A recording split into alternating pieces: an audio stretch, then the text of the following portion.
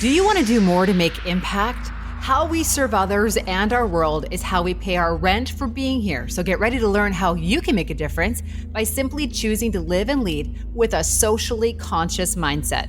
In this episode of Passion for Impact, I am interviewing Matt Stewart, a 3-time International TedX Speaker, a community advocate, and a really amazing human. I'm hearing from many of you that you want to make more impact by sharing your own story and creating a platform for training, speaking, events, and other creative means. I hear you. I'm going to share some tips on how you can get out of your own head and into strategic action steps to do just that. And Matt is going to offer his expertise and thought leadership on how to become an influential impact maker as well. Here we go. This is the Passion for Impact podcast with speaker, trainer, and socially conscious advocate Tricia Miltimore. Thank you for joining in for the Passion for Impact podcast, where we have one clear goal: to educate, empower, and elevate social consciousness in people, business, and teams. Be sure to subscribe to receive links to featured companies, including people and offers. To subscribe, visit passionigniter.ca/podcast. Matt Stewart is a community cultivator, a den mother, and executive coach to entrepreneurs. His yes and approach has been fostered and developed over the past 20 plus years, from coaching, collaborating, and advising senior leaders across North America in a variety of industries, including healthcare, global finance, major international sporting events, including the Olympics, Paralympics, Pan Am Games, and film production. After a diagnosis of leukemia, Matt left his coaching practice in Canada's financial district and moved to the mountains in the Okanagan of British Columbia to build community. And he truly has done just that. This man, he's an inspiring engineer of community connection and human empowerment. Matt, I'm so happy. Welcome to the show. Oh my gosh, Tricia, thank you so much. What an honor to be on your show today. So thank you. I'm excited to have you here. We've known each other for a few years now, and I'm really inspired by your ability to come into a new community and create and cultivate that connection. And I know a lot of people listening, as impact makers, want to be able to grow their influence to have the biggest impact possible. So we're gonna dive into that. But first, I think we all need to get to know you a little bit more. Tell me all about Matt. How is that for an open-ended? Oh, I love it. I don't know what to say. So, I mean, right now, I'm building community for a new kind of startup within an old, tired brand, Staples, that's really decided to pivot. And so, instead of just being a retail and focusing on transactions, they really want to build community. And funny enough, they chose little Kelowna to be a beta test for the company, which is kind of neat. And so it's been an absolutely amazing year, being able to take all the lessons I've learned from, working in healthcare to working in the Olympics, that, the transaction or the one-time thing isn't enough. It's how you build community. It's how you make people feel. That's the most important. How you make people feel. Yes. So for those of you who don't live in Canada, I know people listen from all over the world, Staples is a retail store that sells computers and office supplies. And that's the best way to describe what they have been traditionally up to this point. Right, Matt? That's correct. Yeah. Now they're still going to do that, but they're also going to build communities. So we have this beautiful event space and co-working space where people can come together and really collaborate. So, for example, we have this beautiful community of gamers that come together once a month, well, at least pre-COVID, that found a safe space where they could just be gamers and live stream. And we'd have over 150 people there once a month. And then as well, we were having in-person events pre-COVID where people came in twice a day and on a variety of topics, ranging from things like, how do you do your Facebook ads, to relationship geometry for those people who needed to work on their relationship. So it was a wide variety of topics that people came together. But bottom line is they came together and they really loved just being able to come together and see each other, see the white of the eyes and connect. And that's something I'm just been loved doing in terms of fostering. It's something when we brought the Vancouver Olympics back to Canada, that was a huge focus on was how do we build community within Vancouver and in Whistler and throughout Canada. And one of the things that I learned during the Olympics, and it was great, the CEO of the games, when they hired me, challenged me, he says, Matt, I want you to touch the soul of a nation. I mean, what a challenge. Wow. And so, Touch the soul of a nation. right. So, but I Okay. took that even after 2010 ended, and I thought, okay, well, how can I apply that to everything I do? Right. So, when whatever it is that you're doing, it doesn't matter whether you're selling a computer or you're running a workshop. How do you touch the soul of somebody? How do you make them feel great? How do you build community with them, build a tribe? And and that notion of touching the soul to me was just something that was so important, and something I've tried to bring into everything I do now ever since. Wow, that's really inspiring, and I love that because, this show obviously is passion for impact. How do we make impact? We touch the souls of others. Tell me about yourself. You've been through a lot. You've been down before. You've been Oh, to a place that was darker than dark. well, it's Um, funny, and it yeah. happens all the time. So people always say, "Oh, you've overcome cancer." And I'm like, actually, no, I haven't.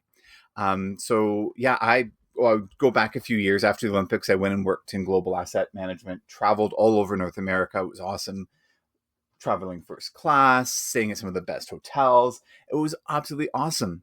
And then I started wetting the bed, and not necessarily like that wetting the bed, but like I was soaking it from head to toe.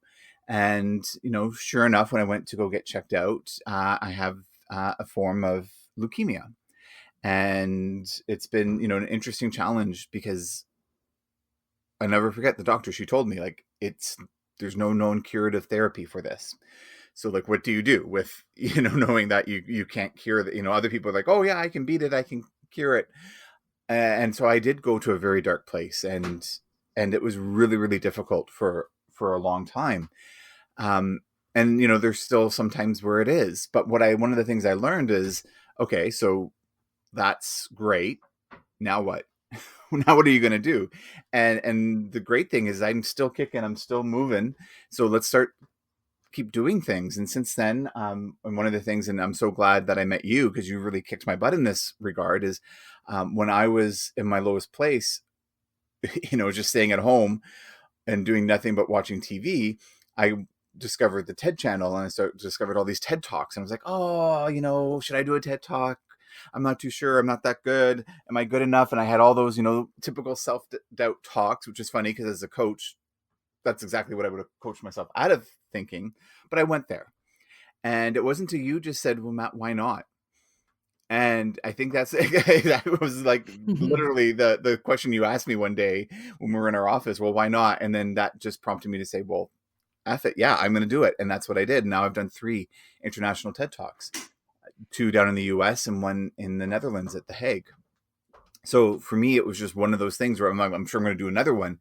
But it was just one of those things where it's like, yeah, if you wanted to do something, and it certainly is possible, all you have to do is actually put some effort into it. And I did. I think it was like over 200 applications before I got my first acceptance. And that was a lot of rejection.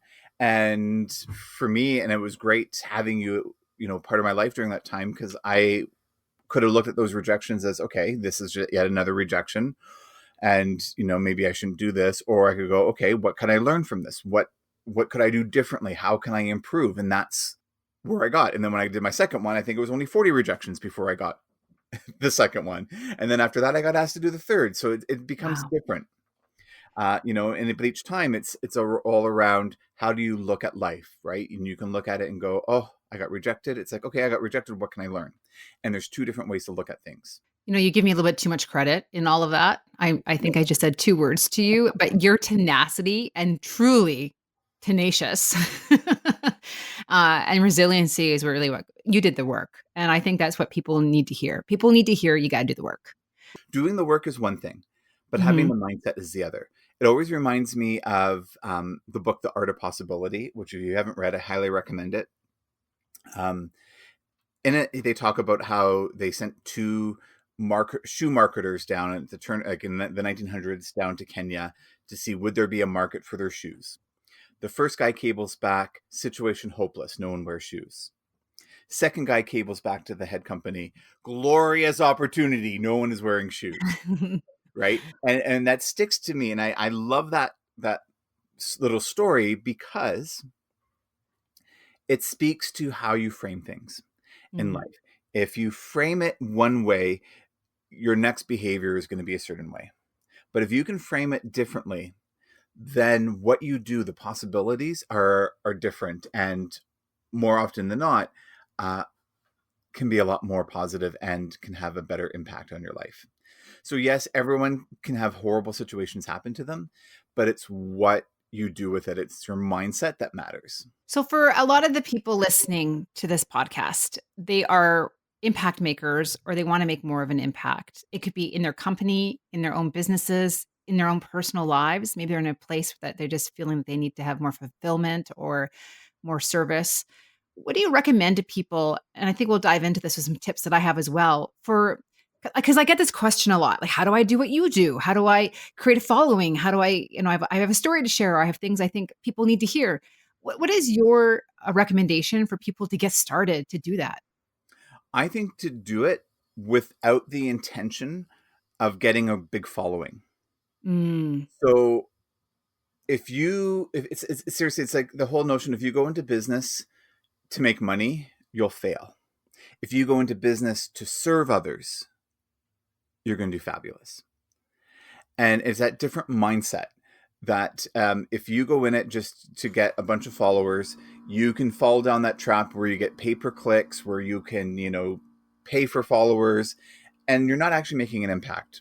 Here's the thing: make an impact. Do it without the intention of getting all the rewards in the world, but just for the notion that that's the right thing to do. I I think really that like that. oftentimes when I see people, especially like I've spoken at several social media conferences now, and I always argue with a lot of the typical social media influencers because they're like, no, you've got to do all these different things in order to up your game to get more followers, to get more likes, and I'm like, at the end of the day, are we measuring your likes? Or are we measuring the impact that you have? And if you had more of an impact, then whether you have 300 followers or 120,000 followers, the impact is greater than the like. Right.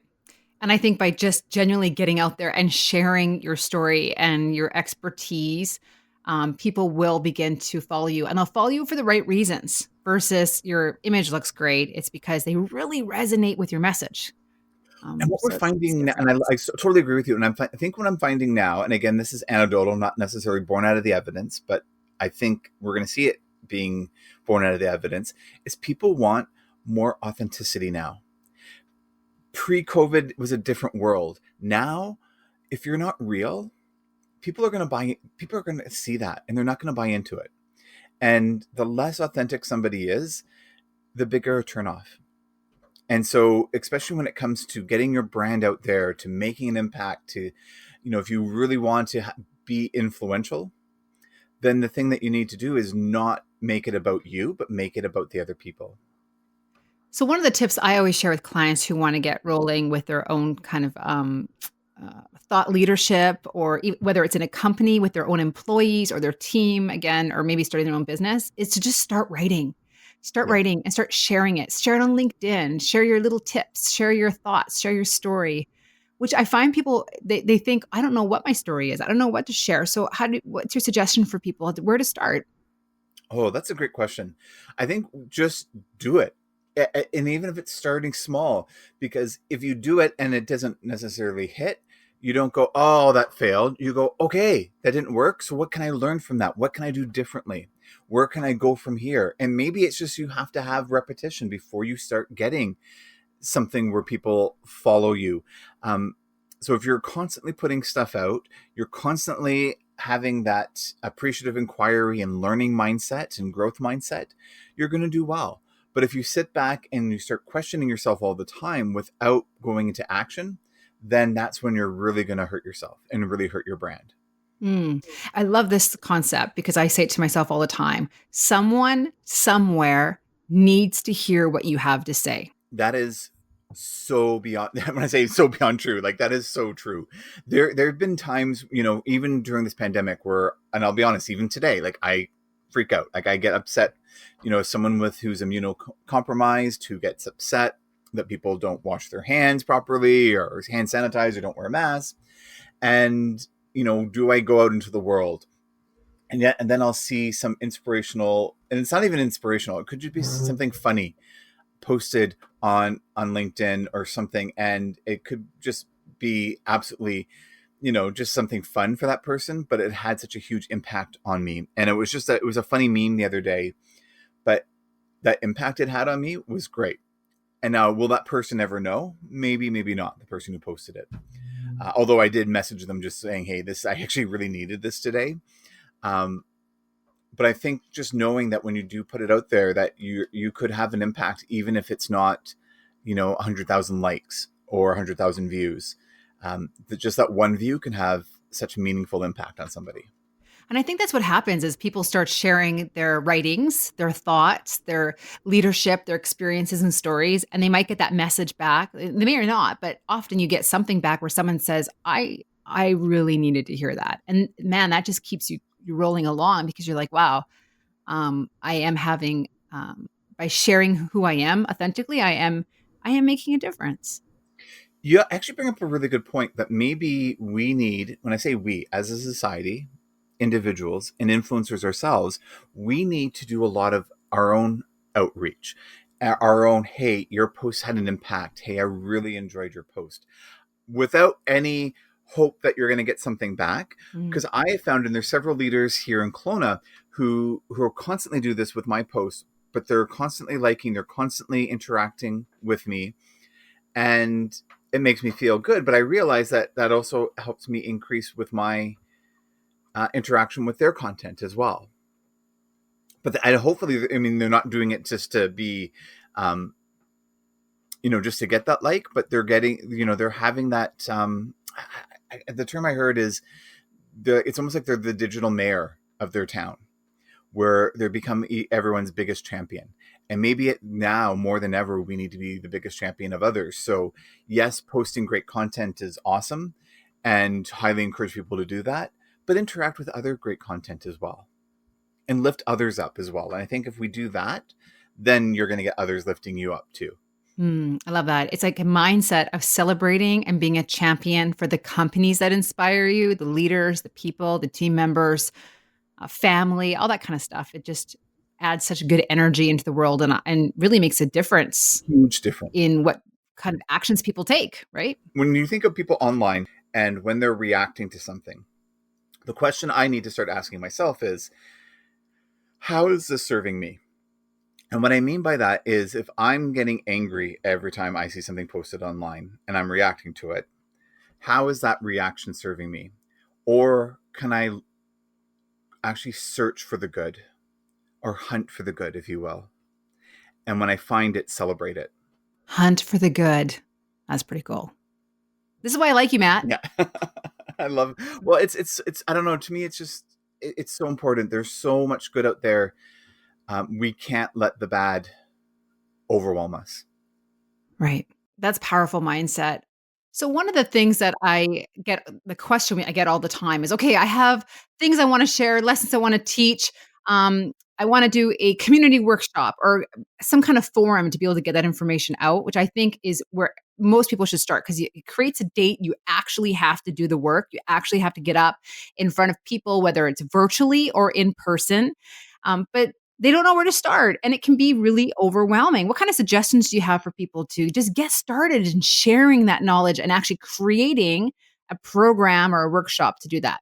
Oh, I love it. So first off is, one, find a platform where people can find it.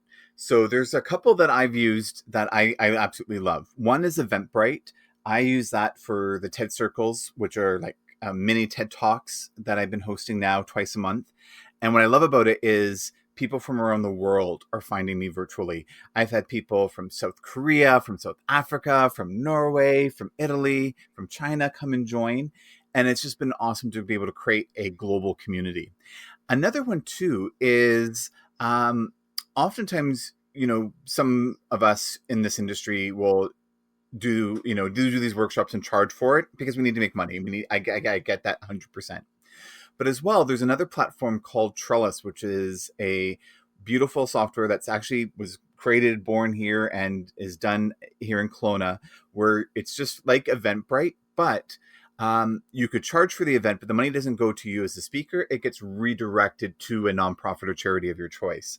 And what I love about that is, yes, we can have that immediate impact of the wonderful and great message that we have as influencers, but two, it really allows us to really help out that nonprofit and allows our followers and give them guidance on where to give back. And so for me, it's been a wonderful tool, whether that's for, we've done sessions that where the money raised goes to buy mental health sessions for youth, or goes to the food bank. So that the great message that you're giving is great and awesome, and at the same time people can feel good that the money is going to someone that actually needs it.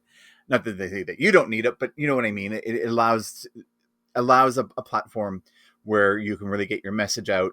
People can find you, register, and give back. And they can register. Oh, sorry, I was going to say they can register on Trellis or Eventbrite for either a virtual event or in person. Exactly. Yeah, I love that.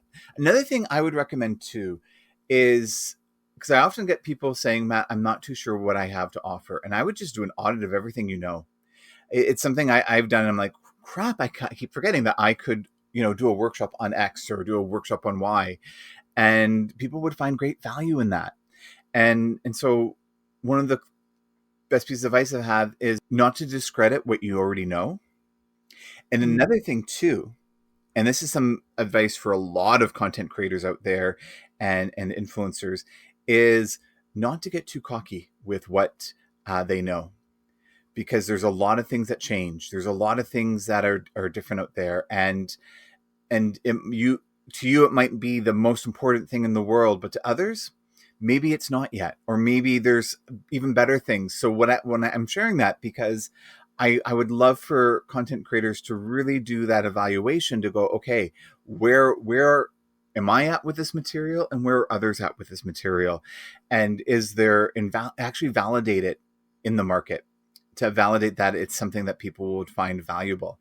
Because I certainly, had some beautiful facilitators throughout the years come and facilitate, and then not realize that the stuff that they're delivering, it's not necessarily that it's outdated, but there's just newer stuff that could really have an impact. And then people call them out on that. And I'm like, oh, it was beautiful what you were delivering in 1985, but now maybe we need to repackage this a little differently, or we need to look at it differently. And it's not out of disrespect, but I share that because if we ever get to the point where we become overconfident in ourselves and in our content, it can really not only look bad, but not allow us to grow. And I think that's something that's really, really important is, taking a look at what it is that you can offer, because I guarantee there's a lot that you can bring to the table, but two, just making sure that you are validating what you are bringing to the table, so that it's what people need. And I think for a lot of people, starting with your story. So, hello, yes. Yeah, I want to challenge anyone who's listening who is like, I would like to do workshops. I would like to deliver either a virtual event, or again, because they have this desire, this internal calling to do that, which I totally get. I've had it my whole life. And this is how you get started in this kind of work. So I challenge anyone listening to come up with 3 top tips for something people need support or help on. Top tips that you have learned. And I think it's the best formula for creating that first workshop. You need to have a title that speaks to the needs of the people you want to attract. Don't make it too fun. My biggest challenge throughout my career is that I come up with really creative ideas and I'm like, ooh, I'll call it this. But then people are like, what the hell is she talking about? Right. Because it makes sense for you. Yeah. It's like, I mean so much to me and it's so clever, but you really just in the title, it's like, solving this problem, my top tips kind of thing. Use that in the title for your event on Eventbrite or Trellis, which is Trellis, I believe, just in case anyone wants to look it up. And then you share that content in that structure. Opening, here's who I am, here's my story, and from my experiences, here's my top tips. And I think it helps protect people from that, thinking that they can't do it because you're an expert in your own experiences. And then from there, you really start to develop the content. And then over time, you may get to that place of overconfidence. But hopefully, most people who want to have a passion for impact, generally, I would like to think, have a growth mindset. But I think that's a really important point too. It's so true. Here's another thing too, and I love your thing about, your top three and having a title with a hook. What I have found, working with Spotlight at Staples, is those events that are the most attended. I'll bottom line. I've had sessions where it was like two different sessions. They're pretty much the exact same thing. One had a everything is awesome kind of title, and the other one, it was the agony of anxiety, but it spoke to the pain. And the pain or the pain point, whether it was a personal pain point or a business pain point, really hit home and had a higher attendance rate than those that it didn't speak to, a pain point or solving something for somebody. So I think that's something too to consider is when I'm packaging this, am I speaking to something that's of importance to that individual, whether it's a pain point or something that they need to overcome or that they need to be reassured on or something, but really where it speaks to those individuals that you want to attend your session. Right. I love that. I'm so excited about this episode because I think it's giving people such strategic, real action steps to move forward with that calling they've had for a long time. Again, whether it's in your own company, with your team, as a business, even personally, if you just have a hobby that you want to be sharing. And those are great tips. And one more that we can add on to that is leave people with an action step or two, right? An action step to actually move forward with. And then, strategically, business wise, if you're a coach or a speaker, this is how you can get people to maybe be interested in programs that you create. But that could be farther down the line. Let's just start with sharing your story and your tips and an action step. I would imagine you have found that formula to be successful in the workshops you see at Staples. 100%. In fact, I was going to call out what you do and what I've seen others do, that people who have like a series of workshops or have more than just one thing. What I love about what you do and what others have done that have been very successful is they have a follow-up to that, right? And it could be a call to action to get more coaching or more follow-up on what they've learned. Because one of the things that anyone who's been in the learning and development industry knows that just having a once and done kind of session does not equate to behavioral change. That session really could be the start and the spark of something, but how do you sustain behavioral change? And one of the great ways is that ongoing coaching or that call to action, that follow up afterwards, and that commitment to action. And I've seen you do it beautifully. I've seen others do it beautifully where, they have, not only that call to action, but they also have some accountability in next steps. And that's something that if you are going to do a workshop is, one, offer the coaching, offer the next steps, have that call to action, but also put in some accountability. There was a great study because before Staples, I did a lot of work in learning and development in healthcare and in banking, and they were so interested in healthcare and banking. They spend billions of dollars on learning and development, but they want to make sure that it actually results in behavioral change. And so in the research, and this is actually born out of the research, it says that the most influential on behavioral change in the workplace is not the facilitator. It's actually not even the learner. It's the manager or the influencer or the person who's driving that learning. Typically, it is the manager. And it's typically the behaviors that occur right before the learning happens and after the learning happens. So it actually falls on the manager or the person who's inspiring that change for that individual before and after. And during, that's great. You can have the best facilitator in the world, but if there's no follow-up, then there's no behavioral change. And it was just a nice, entertaining session. And it's great to have a nice, entertaining session, but wouldn't it be great to actually see behavioral change happen after the session? That would be true impact, right? Yeah. Oh, I love that. I always think of myself as a speaker that I'm a seed planter. And that's why I love doing follow-up sessions with clients because you want to see it grow. And that accountability is a big part of that piece. Oh, you know what we should do right now? We should give everyone an action step accountability kind of thing to do. How does that sound? I love it. Okay, help me out here. What are you thinking? okay, here's what I have in my mind, and you can like edit or tweak it as we go because we're just totally on the spot right now. But anyone listening who is like, okay, I have a calling to share my expertise, my story, my tips, create that virtual or online experience, create the title and put all that information, like just a quick little blurb, uh, send it to us, like either through Trisha Miltimore Passion Igniter on Facebook or on Instagram at Passion Igniter. Yeah, I want Trisha Miltimore on LinkedIn. Share it because we want to see it and we can support and cheerlead you on. And I just think it'd be cool to see people from all over the world who are like, okay, I did this. I got an event up, and to see the kind of topics they're going to be sharing and making impact with. What do you think? 100%. Add me on LinkedIn. Share it with me. In fact, I see a lot of people who will, in the comments will tag me, and I love that because now I can like it, interact with it, and then all of my 5,000 contacts are going to see it as well. So please, I think that's a great, something really great to have, is to have a community that will support each other in getting that message out there. Right. So I think I'm like linkedin.com/in/bearded leader or Matt Stewart. I think you can find me either way. But feel free to tag me in that. And I will help promote and support it, because I think the more you can get people out there, especially if it's a virtual session, then it's not, within a geographic catchment area, but then anyone can attend. My goodness. Anyway, we can support is great. Right. We can celebrate and champion anyone who's doing that as well. So Matt Stewart or the Bearded Leader. I can include some links on Passion for Impact, passionigniter.ca/podcast. I'll include some links in there too. So it'll be yeah, easier. let's become each other's biggest champions.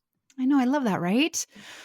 Which you do. And this is one of the things you do in community. You moved here and, you've done many different roles in terms of like associations. I think, what are you, vice president of a film? Yeah, What is it? for OSIF, I was their ED last year, their executive director. And then after I left to go work at Staples, I was like, I still want to be a part of it. So then I joined the board. My God, with all your free time. So this is an important point for anyone who wants to make more impact. And I think starting locally is the best place.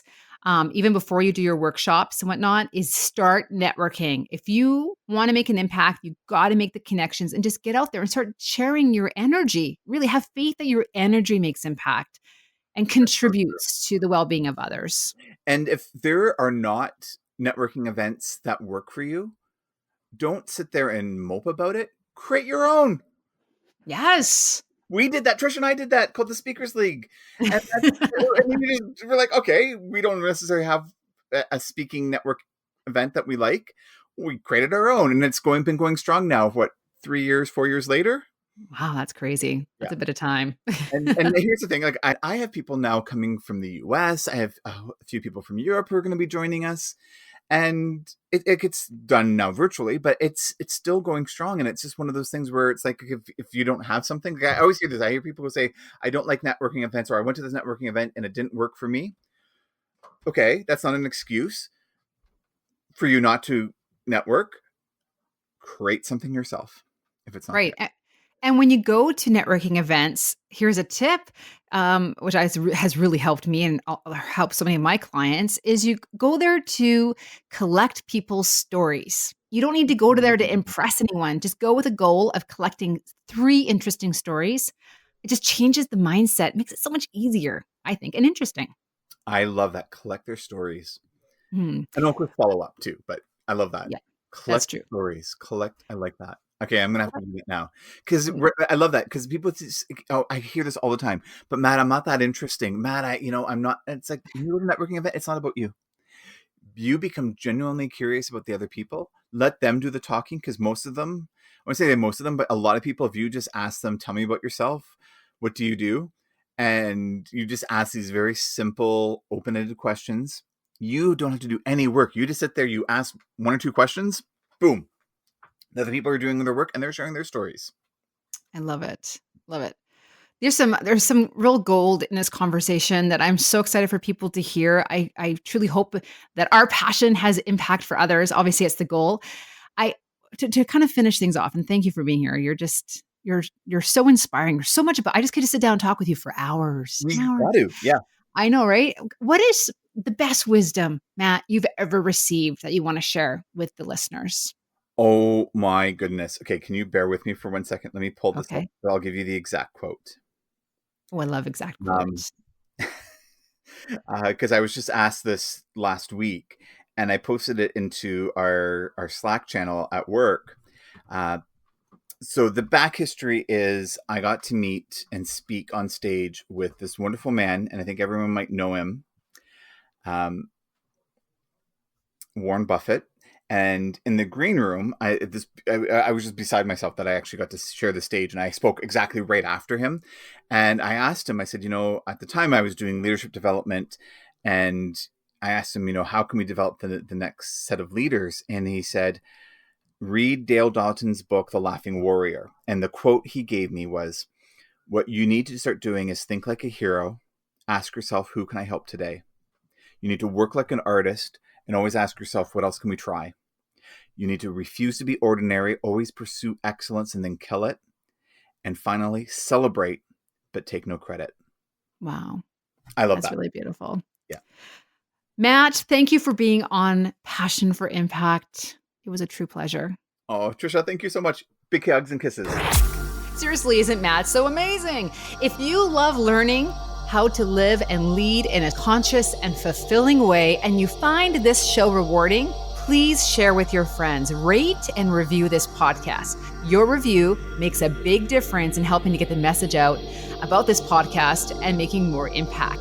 Thank you for listening. Remember, cast your vote, make your impact, one socially conscious choice at a time. Thank you for listening to the Passion for Impact podcast. Visit passionigniter.ca/podcast to subscribe for episode notes, links, and special offers from show guests.